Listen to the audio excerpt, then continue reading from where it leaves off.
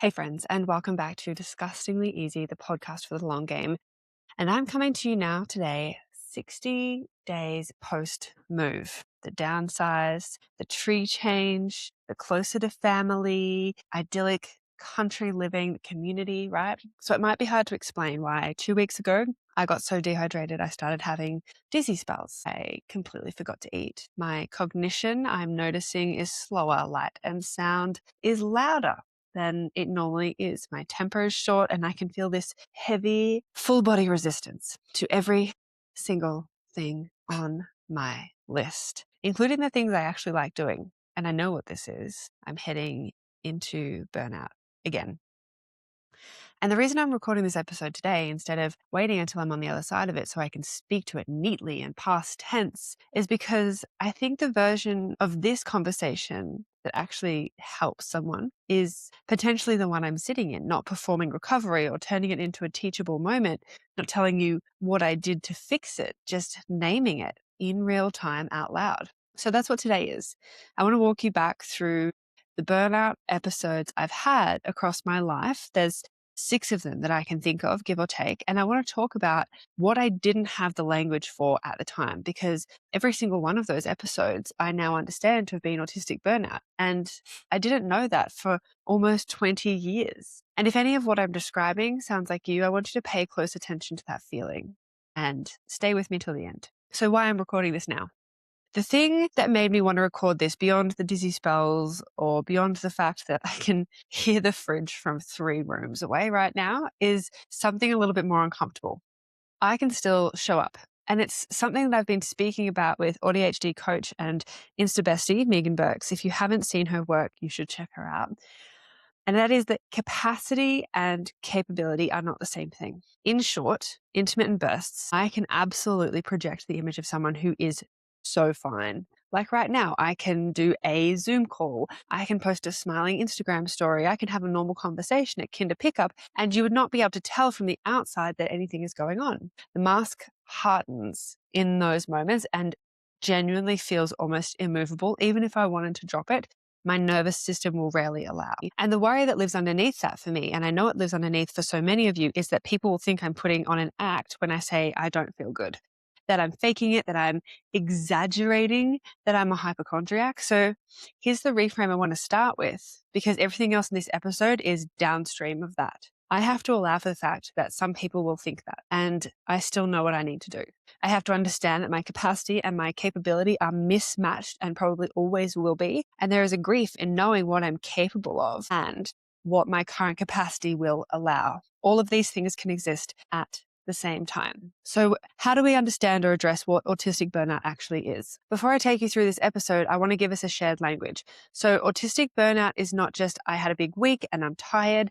It's the cumulative cost over months, sometimes years, of masking, sensory load, interoceptive issues that don't tell you if you're hungry or thirsty or overwhelmed until it's far too late, and life conditions or social conditions that were never designed for your nervous system. And eventually, the bill is due. Executive functioning collapses, sensory tolerance goes through the floor, emotional regulation goes out the window, and the basics of eating, drinking, brushing your teeth, replying to a message, anything that requires task initiation or transition becomes genuinely difficult. And the reason so many women miss it, the reason I missed it for 2 whole decades, is that the diagnostic picture of autism was built on boys, loud, externalized, easily noticed, and this is the key, outwardly disruptive. Women's presentation is internalized, and we are socialized not to disrupt no matter what. Good girls are quiet girls, and when we seek out nervous system regulation as a response to burnout, we default to what makes us good girls, the places in which we receive praise, in which we're accepted, in which we feel safe, and our burnout presents in a way that gets labeled things like depression, anxiety, OCD, perfectionism, stress, hormones, hypochondria, anything but the actual thing. So let me walk you through mine.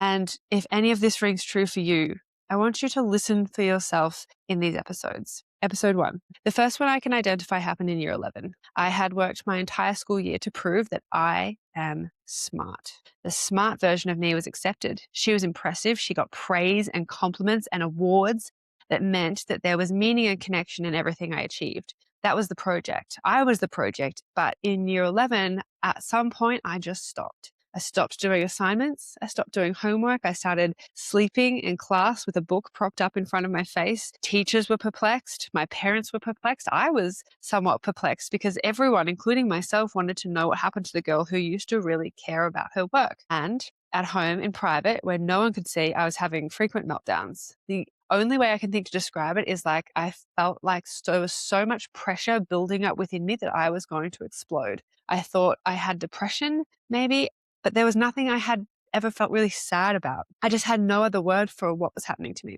What I didn't know at the time was there was a name for what I was doing. It's called the valve release. You hold it all together at school, or you hold it all together at work or in public. You maintain the socially acceptable version of yourself. And then the second you're in a safe environment, the suppressed stress comes pouring out almost uncontrollably as a meltdown, as irritability, as shutdown, as demand avoidance. Nobody outside the home sees it, so nobody outside the home knows it or understands it or at times even believes it. The footnote on that episode is that in year 12, I just switched it back on. I studied 6 hours a day before exams. I ended up with a really high HSC mark or ATAR. My English teacher famously said to me, and this line lives rent-free in my head, that if you were a racehorse, we'd be testing you for drugs. So from the outside, I'd recovered. And whilst I moved on, I really had no idea what had just happened. Episode 2, college and my undergrad year. So the second one is a little bit harder to talk about. I spent 12 months in a live-in college in Sydney in 2000. This college was a part of Sydney Uni, and to me, it was sensory hell. It was loud. It was relentless. It was a party every night. There were bodies everywhere, bumping, grinding, never not touching each other. And it was full of posh private school boys who felt entitled to your body, your attention, your time, your energy. And I'm not going to dwell on that environment, but I'm just going to name it for what it was. After college, I moved out and I started restricting my food, partly in response to the stress of my studies back when the most stressful thing in my life was the second year of an undergrad arts degree, but also as a means to feel back in control. And as I did this, my executive functioning started to disappear. Exams came in my second year, and as my functioning slowly declined, I became less able to show up. Again, I was a high achieving student. I cared deeply about my studies, and I would walk into an exam and then be unable to even write my name on the paper. And I would sit there, dissociate, and the time would run out. Other exams, I didn't even get there. I would lie in bed and watch the clock. And I would realize the exam had started, and I would just keep lying there, watching the time tick away, completely unable to move my body or get up. Task initiation, whether writing on my exams or getting out of bed, was not something I felt like I had access to anymore. And I remember wondering if it was going to be like this forever. The internal symptoms that I'd experienced as a high school student came out, but I still had no language for them. When I had meltdowns, my thoughts would turn the volume up until they were screaming in my head and I couldn't turn the volume back down. I was counting compulsively. I thought I had OCD. Songs would start playing in my head and I couldn't make them stop.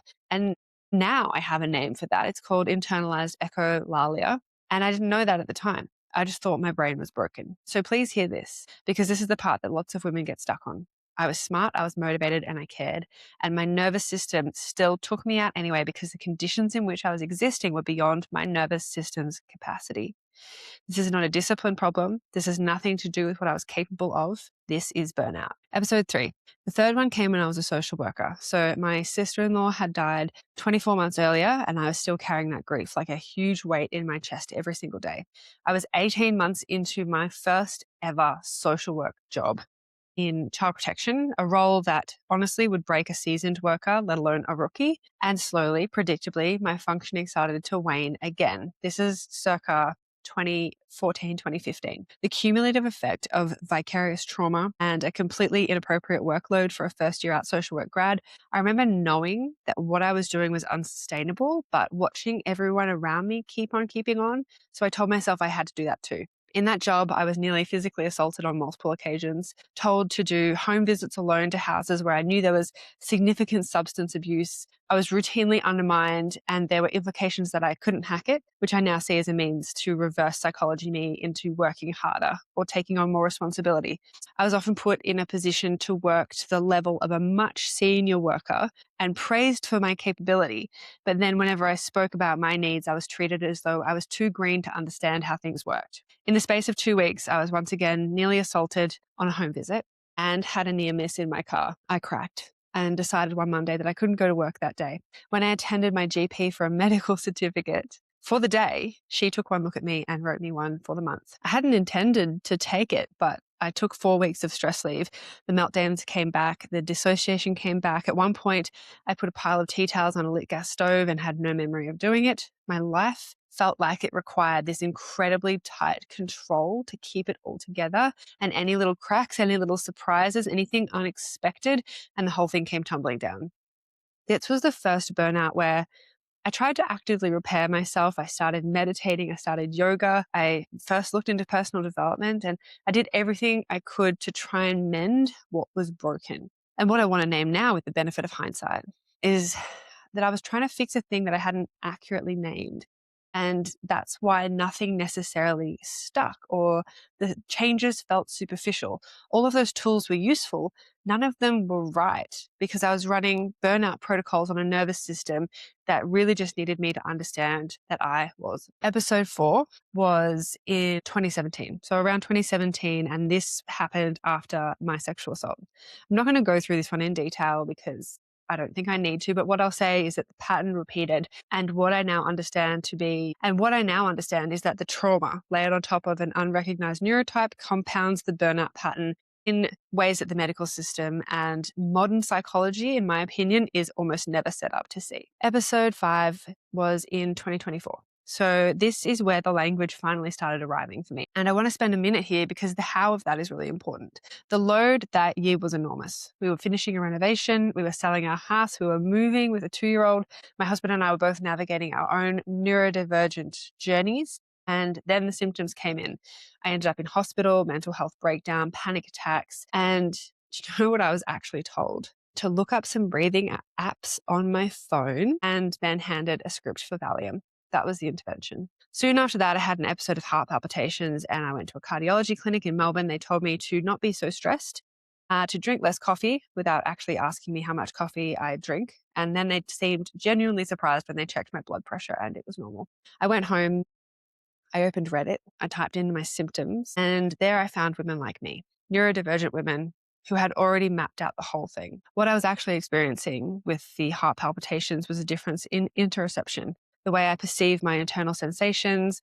Hunger, thirst, heart rate, breathing, anxiety is not the same as a neurotypical person's. My sensory sensitivities turn up in burnout, and that's why the world has started feeling so loud. Not even my external world, but also my internal world. Everything that I had been describing to doctors and cardiologists, every symptom they'd told me was in my head, had a clean, well-documented explanation that they did not have any information or access to, and yet Reddit did. And I'll tell you what that cost me. I actually stopped breastfeeding my son overnight because I started taking Valium, because I was lying at night wondering if I was dying, all of which could have been resolved and eventually was, but by a Google search and information that no professional or medical professional had been able to give me. And I want to slip one more concept in here because it's relevant to the gap as to why this keeps happening. I did my due diligence, and every single one of those appointments was preceded by extensive research, by mental rehearsal and scripting. I replayed conversations in my head. I rehearsed how I was going to describe the symptoms.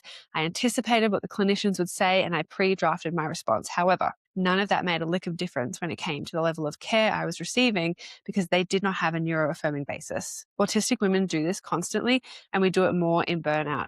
One of the side effects is that because we present so well in our appointments, we are articulate, we are composed, we are together. And so everyone thinks that really underneath it all, we're fine. And we're not fine. We're just very well rehearsed. And that brings me to episode 6, which is right now, May 2026, 60 days post-move. And like I said, the dehydration crept up on me till I was dizzy. Cognition is slower, light and sound are louder. Resistance is heavy. Temper is short. Parenting feels brutal. And I lose so much presence of mind around the basics: water, food, sleep, vitamins, movement, the things that keep my body running. And so I'm putting something on record for myself and anyone who needs it. Big changes are a burnout trigger. And that's good to know going forward. That's the difference between this one and the others, I guess, is that I have the language for it now, and it doesn't make the burnout smaller. It doesn't make it easier. It does make it potentially more workable. I'm not waiting for a person in a white coat to tell me what's wrong. I already know what's wrong, and I already know what I need. Now, if we step back for a second, I want to name 3 things, because if you've heard yourself in any of what I've described, these are the things that I want you to walk away with today. 1, you can look fine and be in crisis at the same time. For almost 2 decades, I thought my overwhelm response was a panic attack. And when I moved in with my now husband, he was so confused because I'd report having panic attacks. But from the outside, I looked like I was sitting quietly, sometimes angrily, staring off into space. We masked highly. Inside, the world was loud. It was whooshing. My thoughts were screaming at a volume. I could not turn the volume down. I felt completely incapacitated. I couldn't move. I couldn't speak. That is why. That is what an autistic woman's meltdown often looks like. And it's also represented across the spectrum of autistic burnout. Medical systems do not see it because it doesn't look like the textbook. 2, internalized symptoms get missed by everyone, including ourselves. Internalized echolalia, mental rehearsals and scripting, interoceptive differences, sensory sensitivities that turn up, valve release meltdowns that only happen in the safety of your home so no one ever witnesses them, and masking harder than normal in everyday social settings. Every single one of these is well documented for autistic women. None of them were ever offered to me in a clinical setting, and I had to find out all of this myself. 3, and this is so much more common than you think.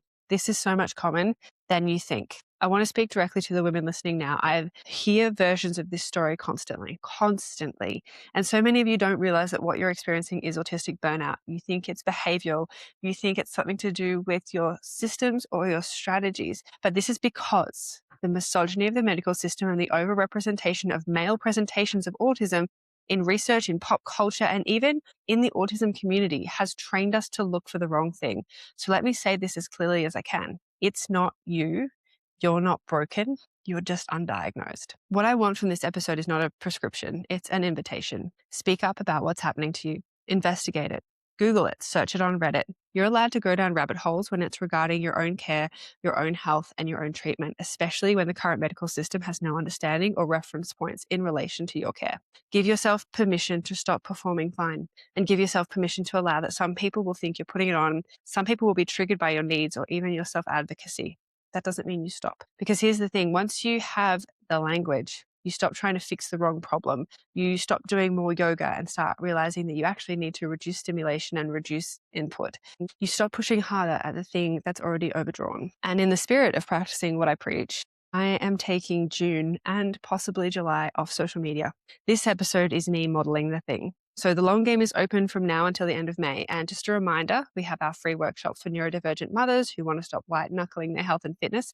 That's happening on Thursday. It's called Easy on Purpose, and you can register via the link in my bio. Once May is over, the long game is going to close until the end of July and reopens in August. So the long game itself keeps running the entire time because it's a special interest of mine. So it doesn't drain me in the same way social media does. That, by the way, is a beautiful lived example of the difference between a drain and a refuel for an autistic nervous system. So if you're on my mailing list, during the social media break, you'll get notified when I release 2 new courses for the long game. These will be available via one-off purchase if TLG isn't accessible for you right now, but you're still interested in learning from me. The first course is Pre-Game Foundations. This is an identity-based fitness behavior course, the work beneath the workout. So we uncover the patterns behind everything you've ever done with your body and why you've not been able to stay consistent in the past. And this course builds your new fitness identity from the ground up and steps out exactly what you need to do to get it off the ground. The second course is called Precision Phase, and it is an evergreen course that steps you through a 12-week fat loss deficit. We set up your nutritional strategy, and I support you the whole way through with a video every week. Both courses are very neuroaffirming, very trauma-informed, and I'm saying that because that's literally why they exist. If you want to chat about which one fits you and get on board before the social media break, you can DM me the word ready and we can work it out together. If anything you heard today sounded like you, that's worth paying attention to. You're not broken. You're not exaggerating. You're not a hypochondriac. You just might be a woman the system was never built to see. And I want to leave you with something bigger than self-care because I don't actually think self-care is an issue here. I think this is a political issue. We live inside systems that profit from us never stopping. Patriarchy and capitalism both run on women who keep going, who absorb the unpaid labor, who hold the family together, who answer emails at 10 p.m., who push through the burnout and call it resilience. These systems thrive on us not taking the time to look after ourselves. They have taught us that our worth is our output, but they've been very careful around what output counts, because the productivity that does get rewarded is only ever the kind that produces a capitalist outcome.